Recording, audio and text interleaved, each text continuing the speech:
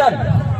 म्हणून मी तुमच्या समोर म्हटलं की जेव्हा जेव्हा सामाजिक प्रबोधने होतात तेव्हा तेव्हा आम्हाला ऐकलं पाहिजे, कारण ही शेवटची पिढी आहे जो आपल्या समाजासाठी लढणारी आहे. याच्यानंतरची येणारी पिढी ही 1 GB 1.5 GB मागे पूर्ण पागल झालेली आहे. मग तो माय असो, पोरगा असो का कोणी असो, पोरग इकडे रडत राहील पण माय इकडे मोबाईलवर ते स्क्रोलिंग करत राहील, कारण तिला पण धाक राहते 1.5 GB मी रिचार्ज केला तो खतम कसा करू दिवसभरात.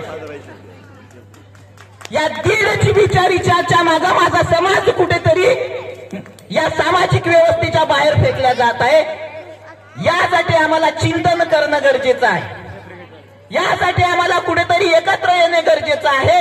आणि हे एकत्र आम्ही या बिरसा मुंडांच्या जयंतीच्या माध्यमातून जर आम्ही एकत्र येत असेल तर या ठिकाणी आमचं चिंतन मंथन व्हायला पाहिजे. आमच्या समाजाची दशा आणि